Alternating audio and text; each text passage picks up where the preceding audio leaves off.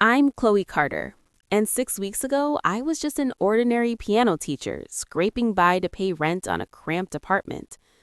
My life was simple until one midnight phone call shattered everything. My grandfather, Henry Carter, a man the world knew as a billionaire tycoon, but whom I knew as the only person who truly believed in me, had died in a horrific accident. The next morning, his lawyer summoned us. I walked into that office expecting formality, maybe a small inheritance, never imagining what I would hear. My grandfather had left me everything, $7 billion. The room went silent before erupting in rage. My parents' eyes burned with entitlement. My brother slammed his fist on the table. "That money belongs to us," they shouted. I said one word that sealed my fate. No. That night, they threw me out. By dawn, I was unlocking the gates to my grandfather's mansion, unaware of who was waiting inside. Before that night, my life wasn't glamorous. I wasn't rich or powerful or even noticed. I was just Chloe Carter, 26 years old, a piano teacher at a small music studio downtown.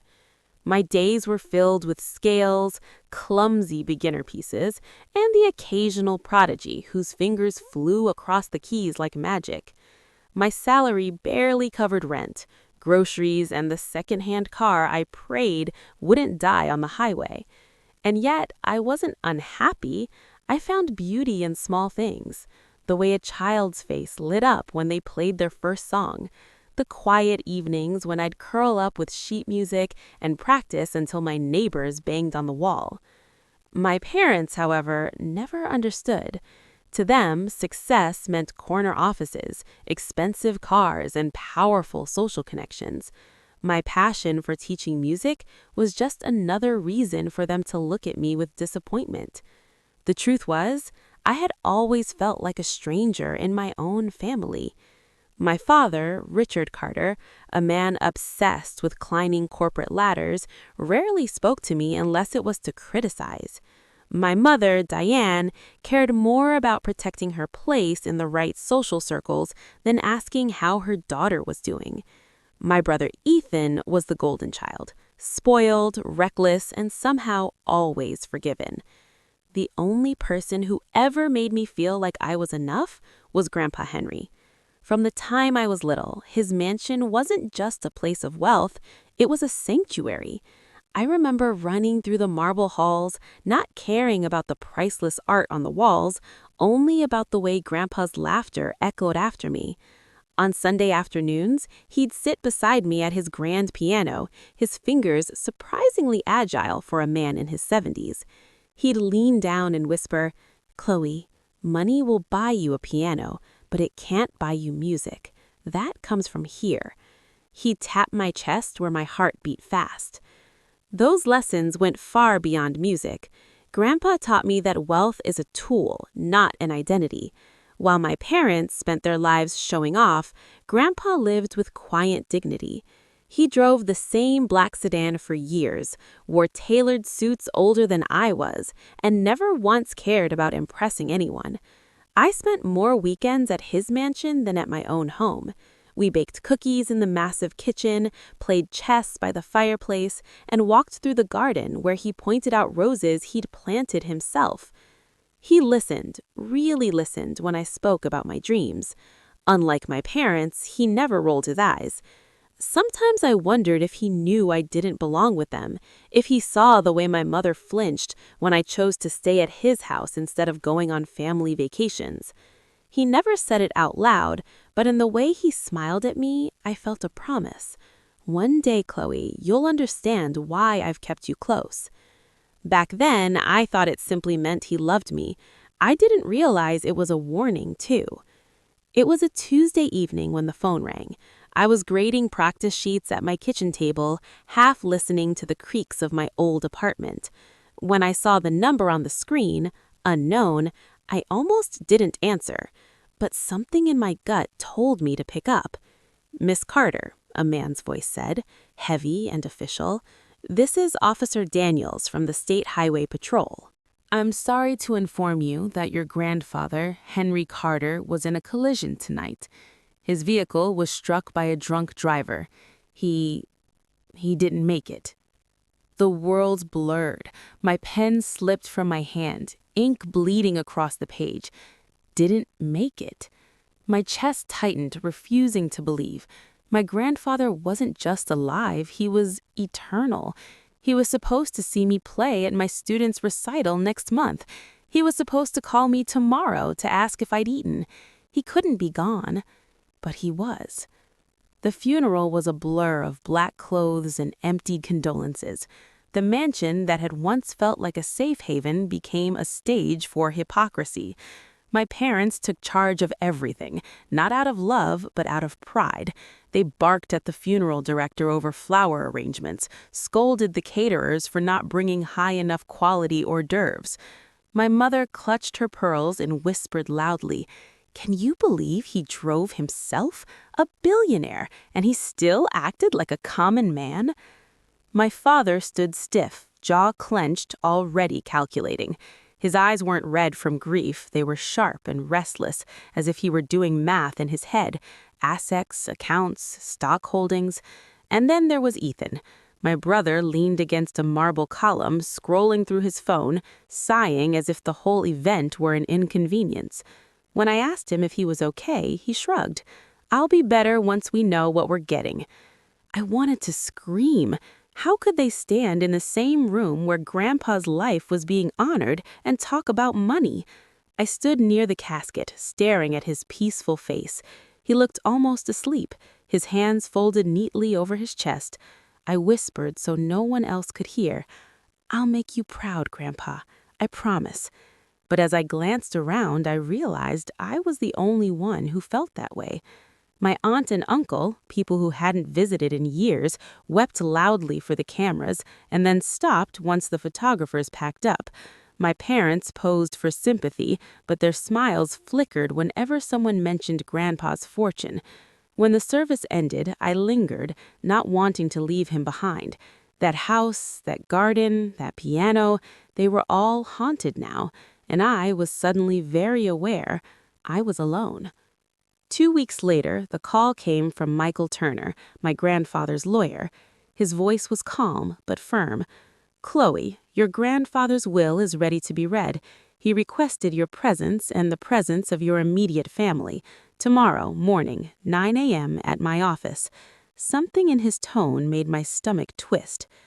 I didn't know it yet, but the tension in that room had been building for years. Michael cleared his throat. "Before we begin, I want to be clear.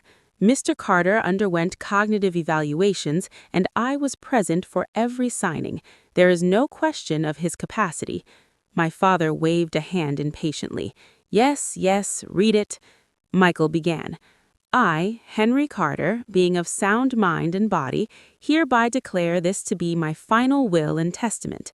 To my beloved granddaughter, Chloe Carter, I leave the entirety of my estate, financial assets, real estate, investments, and holdings valued at approximately $7 billion. The words hung in the air like thunder. I froze, certain I had misheard. $7 billion? To me? The room exploded. What? My father shot to his feet so fast his chair toppled backward. His veins were crimson, veins bulging in his neck. That's insane. He would never bypass me. My mother clutched the table as if it would save her from drowning. $7 billion to a girl who teaches piano? She doesn't know the first thing about handling money. Ethan ripped off his sunglasses and slammed his palm against the wood. "Where's my cut? I need capital for my new startup. He promised me." Michael raised a hand calmly. Mr. Carter anticipated this response. He made it clear, explicitly, that his decision was intentional. He stated that his son and daughter-in-law had been provided for during his lifetime and that he wished his fortune to pass solely to Chloe. My father's fists trembled. "Lies. You manipulated him, Chloe, didn't you?" whispered in his ear while he was old and confused. I shook my head, tears pricking my eyes. "No, I didn't even know he was rewriting his will. I never asked him for anything." Michael reached for a remote and pressed a button.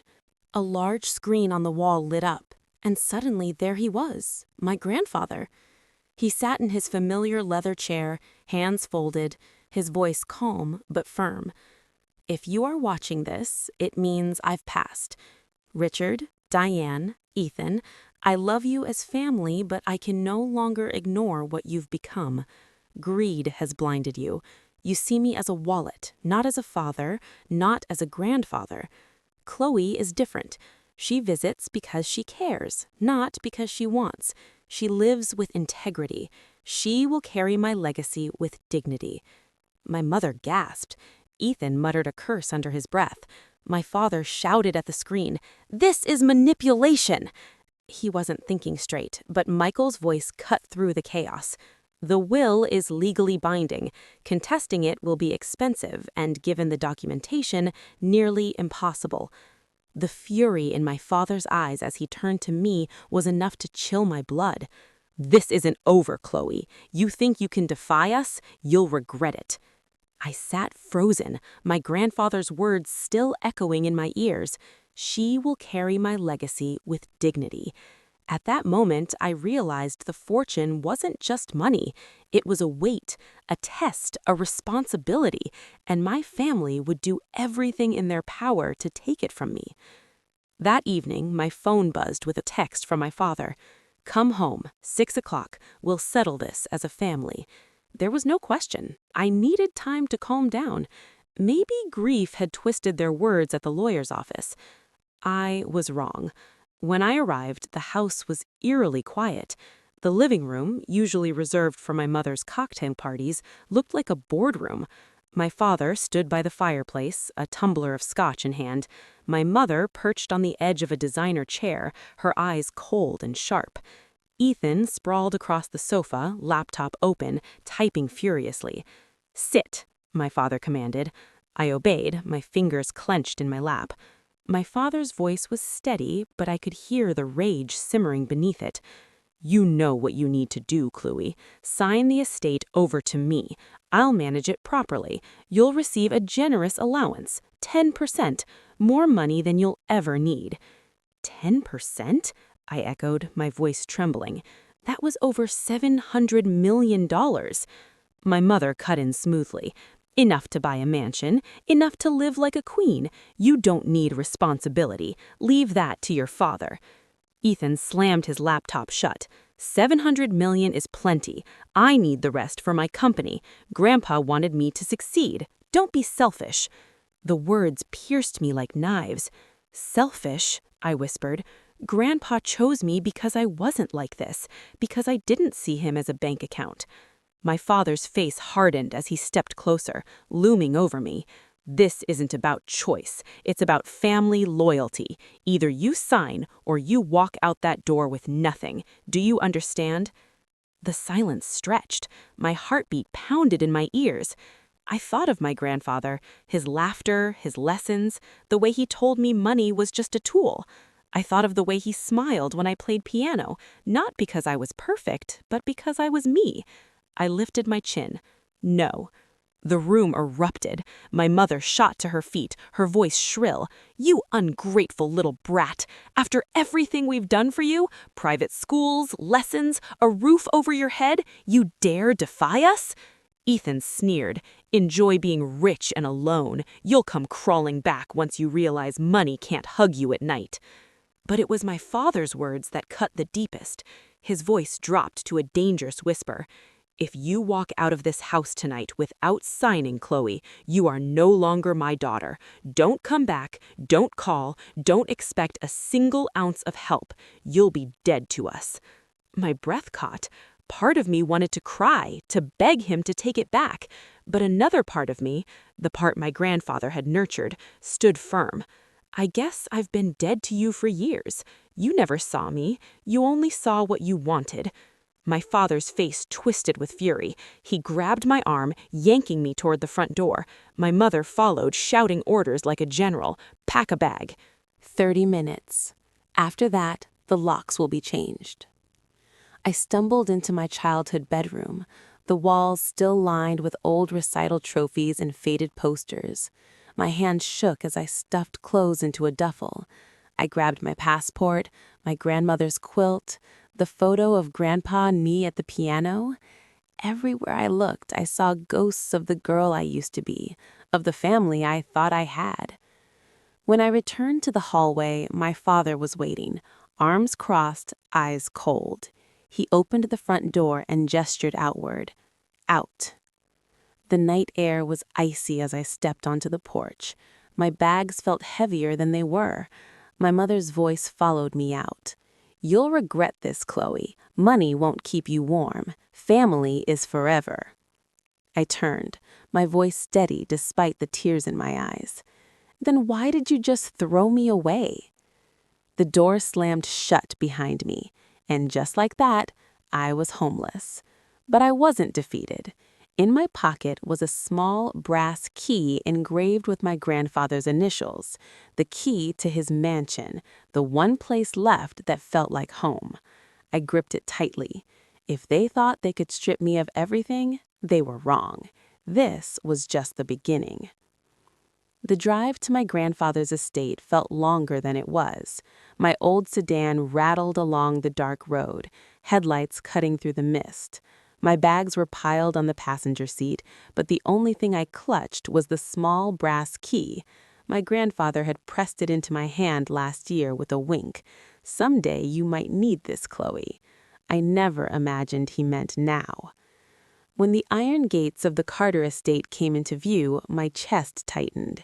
They rose like sentinels against the night, tall and unyielding, with the family crest carved into the center. For a moment, I hesitated. Could I really cross that threshold without him here? Would the house feel hollow without his laughter? But then I remembered the slam of my parents' front door, the finality in my father's voice. I had nowhere else. This mansion was all I had left. The key slid into the lock with surprising ease. The gates creaked open, and I drove up the winding driveway, lined with old oaks whose branches seemed to bow in welcome. When the mansion came into view, my breath caught. Its windows glowed softly, as though the house itself had been waiting. I parked in the circular drive and climbed the steps to the front door. My hand trembled as I turned the key. The lock clicked, the door swung open, and the scent hit me instantly. Lemon polish and cedar wood, the same smell I'd known since childhood. I stepped inside. The grand foyer stretched before me, marble floors gleaming under the chandelier. My shoes echoed loudly, as if the house were aware of my intrusion. I half expected my grandfather to appear at the top of the stairs, scolding me for being late for Sunday dinner, but the silence was deafening. "Miss Chloe?" I jumped, nearly dropping my bag.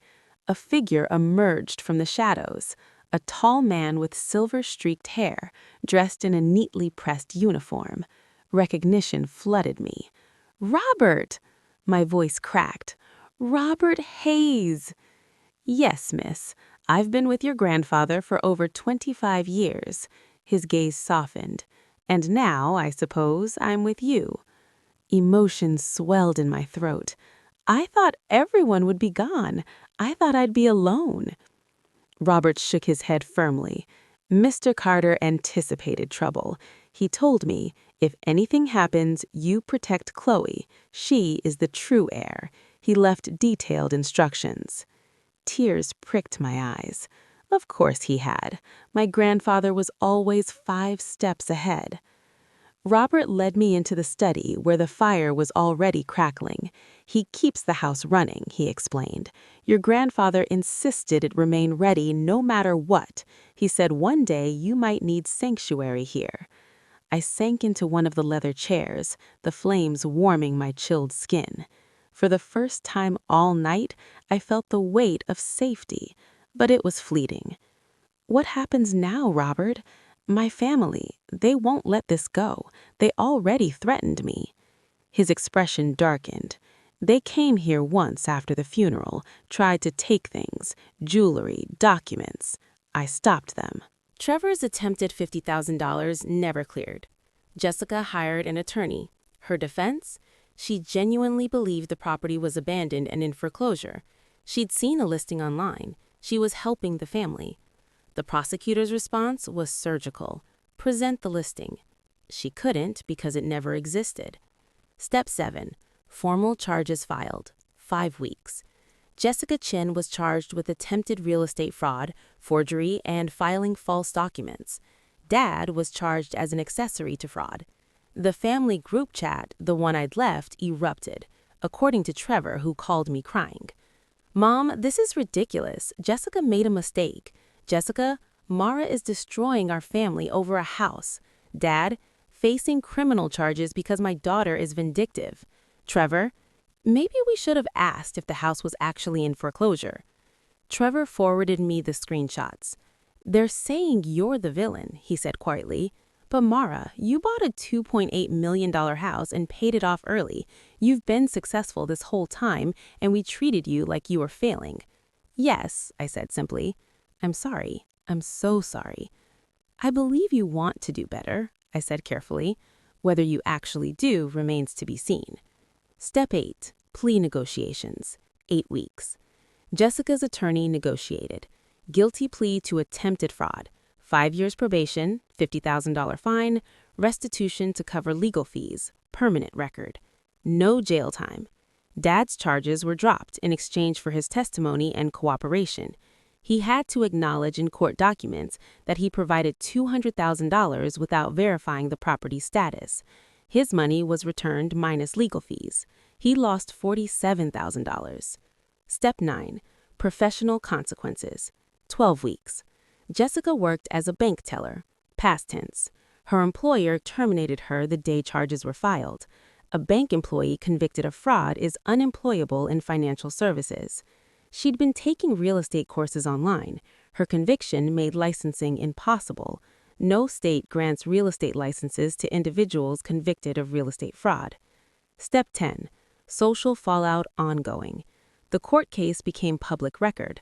Local news picked it up. Woman attempts to fraudulently purchase sister's $2.8 million beach house. Dad had bragged about the family investment opportunity before the fraud was exposed.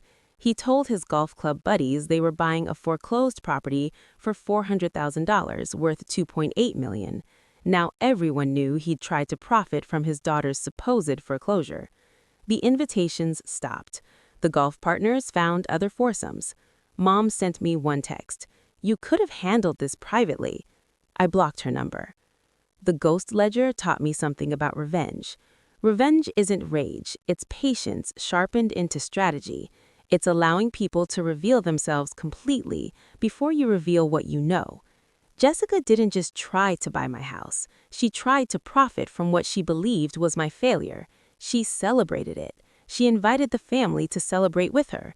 She turned my supposed foreclosure into a family investment opportunity, and Dad wired $200,000 within 90 seconds, not to help me, but to help Jessica profit from my assumed downfall. The speed of that wire transfer told me everything. No phone call to check on me, no question about whether I needed help, just immediate financial participation in what they believed was my ruin. That's what the ghost ledger documented. Not just the achievements they ignored, but the pattern underneath. They needed me to fail, so their ordinary lives could feel like success by comparison. When I paid off a $1.2 million mortgage early,